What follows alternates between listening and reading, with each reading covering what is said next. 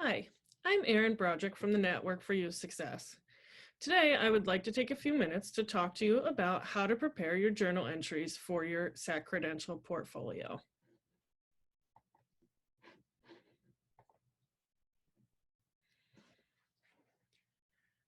The SAC Credential portfolio has some important purposes.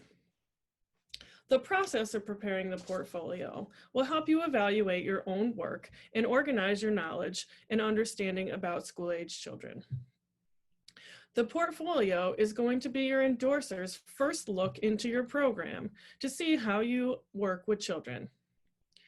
Your portfolio is also going to become a professional record, useful for job interviews, planning, recording professional growth, and acting as a collection of your knowledge, attitudes, abilities, and skills.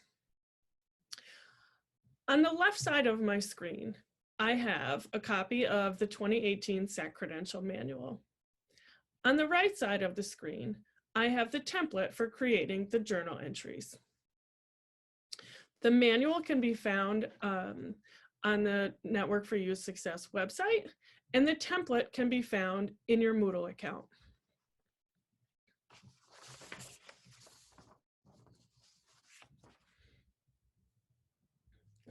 So just some tips for writing your journal entries.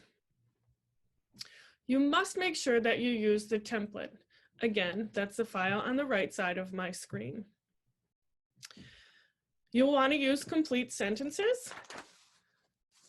You're going to label each entry with your name, New York State SAC Credential, the portfolio entry with the skill area number, and then 1, 2, or 3.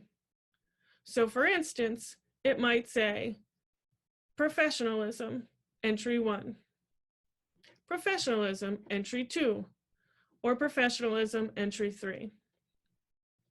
You're also going to want to include the date that you've written it.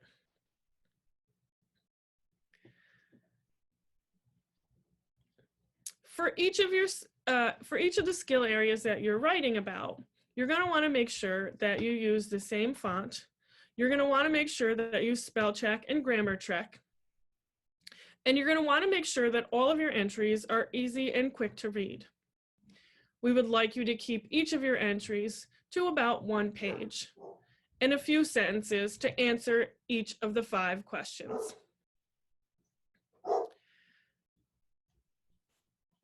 For each journal, you're going to choose one specific topic to write about.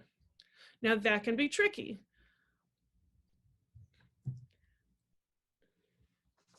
So here's what we're going to do. For skill area 1, professionalism, we are going to take a look at the standards under professionalism. So we're going to choose a standard and then one of the bullets. So for the first one that we're going to write about today, I have chosen standard 1.3. So as I mentioned before, we're going to put the standard right into the template. And you're going to want to make sure to number it.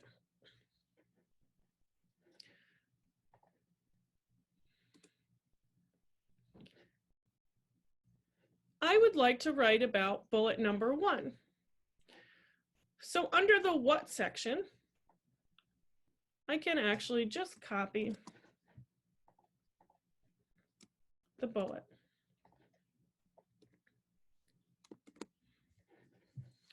So I've chosen standard 1.3, has and is continually developing competencies in child development, programming, communication skills, and other topics related to children. So then for the what. So as I mentioned before, I took it right from one of the bullets. So I regularly attend conferences, workshops, and other professional development opportunities, and have an ongoing professional development plan. Now I might want to elaborate a little bit. I may say that at least once a month, my agency offers training that covers different topics.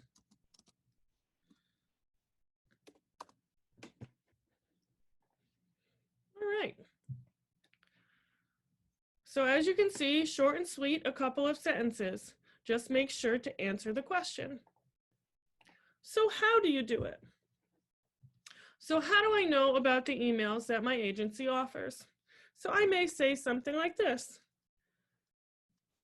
I receive emails from my supervisor at least once a week.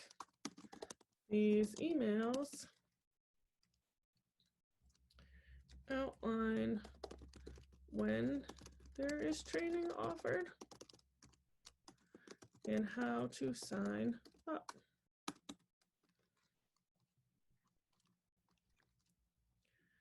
If something strikes my interest, or if there is a training I know I need,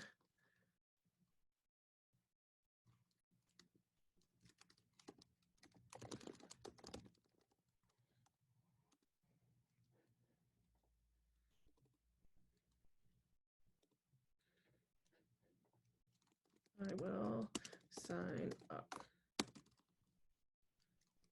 And then you might want to elaborate a little bit more. On the day of the training, I always show up a little early and prepared with materials to participate. So again, I would go back and make sure that I answered the question. I always refer back to the what paragraph, because sometimes, as I said, it gets tricky to stay on track. So how do I do it? I receive emails from my supervisor at least once a week. These emails outline when there is training offered and how to sign up. If something strikes my interest, or if there is a training topic I know I need to learn more about, I will sign up. On the day of the training, I will show up a little early and prepared with materials to participate. So again, I go back to my what, and it talks about regularly attending conferences and workshops. So we're still good. The next paragraph is why it's important for me as a professional.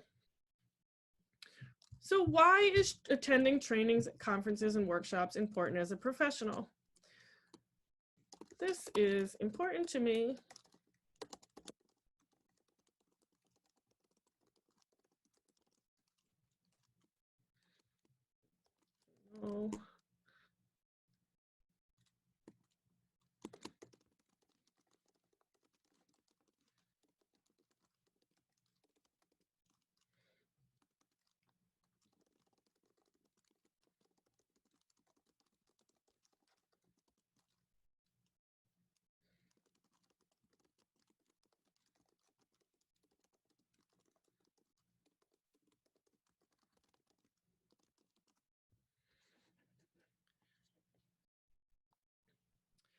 This is important to me as a professional because I know I need to continue to learn and grow. The trainings I attend cover many topics and ensures I'm competent in many different areas. Again, I go back and make sure that I'm still writing about the what paragraph. Regularly attend conferences. And yes, I'm still writing about that. The next question is why is it important to the children's development? So why would attending a conference or a workshop be important to the development of children? Perhaps I am able to handle certain situations better because of the training that I have received. So I might write something like, I have a better understanding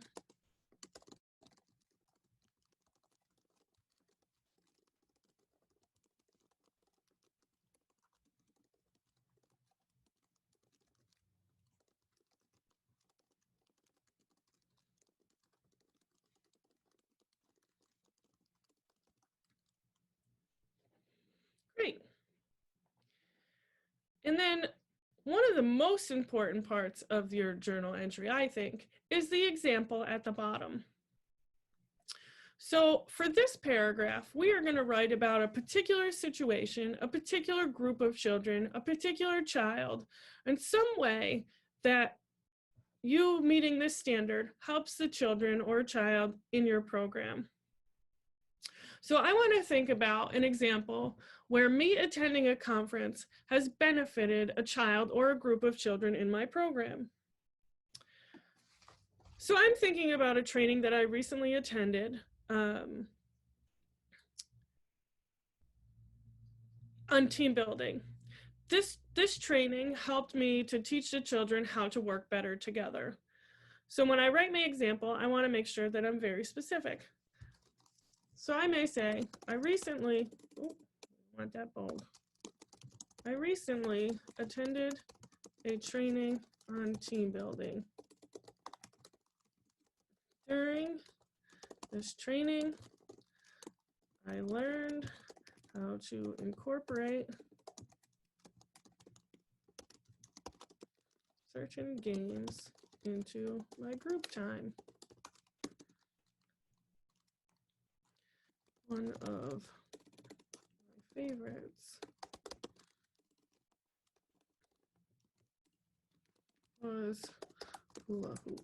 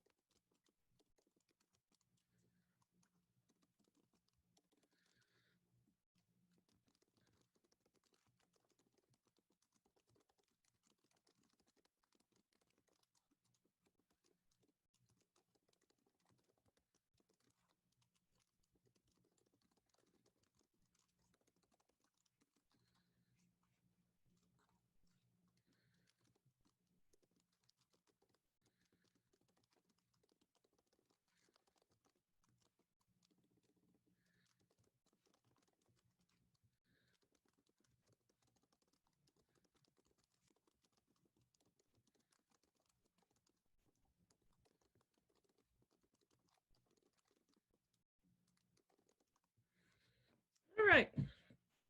So I recently attended a training on team building. During this training, I learned how to incorporate certain games into my group time. One of my favorite was hula hoop pass. This game has children stand in a circle holding hands with a hula hoop in between them. They must pass the hoop around the circle without letting go of each other's hands. We have been doing this activity daily for the last week, attempting to break the time from the day before. The entire group has been motivated to get a better time, and I see the children strategizing and helping one another. So again, that's a concrete example of something that we learned from the training that has helped a group of children. So I'm just going to go back. And remember earlier, I talked about making sure that everything was in the same font, and it does not appear that that is the case. So we're going to fix that.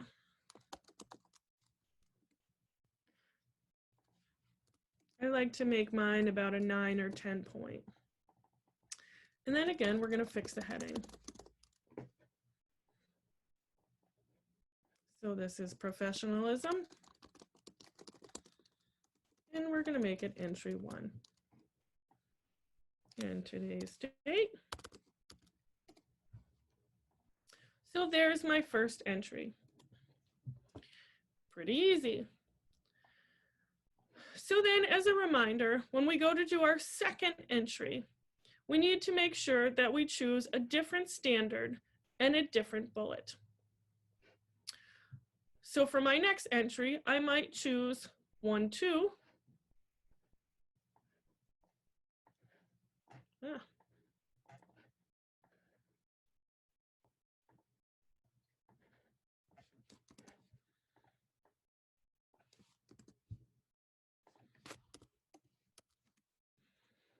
And I may talk about arriving to work on time.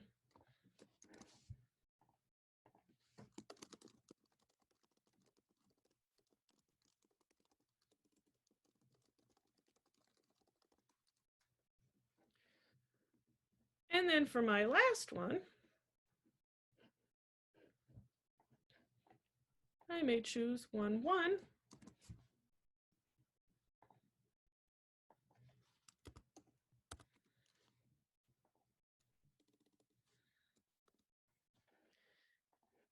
And I'm going to talk about speaking about quality care. So again, I'm going to point out that for each one, I chose a standard and a bullet, a standard and a bullet, a standard and a bullet. Now for skill area 1, you only have 3 choices of standards to write about. But as you move into some of the other skill areas, you may have more. As you can see, skill area 2 has 1, 2, 3, 4 areas that you can choose to write about.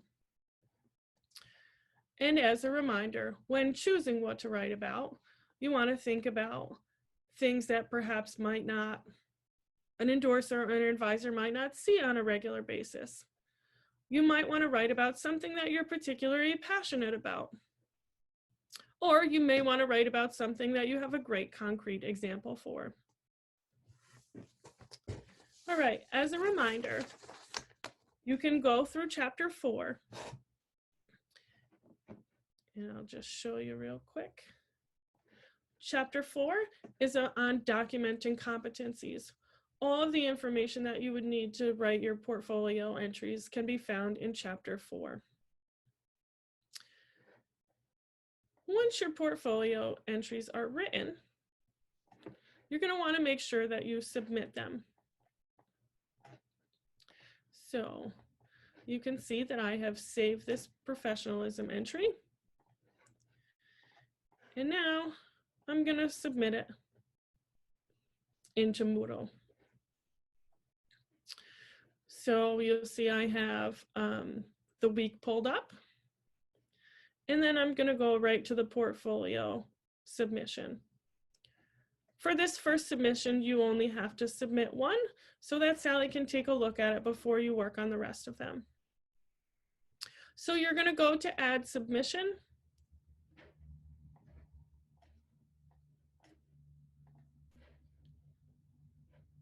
And you're going to drop your file in. Make sure you hit the Save Changes button.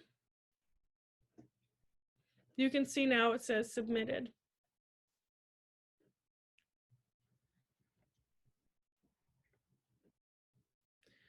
If you would like to, you can edit your submission or you can remove your submission.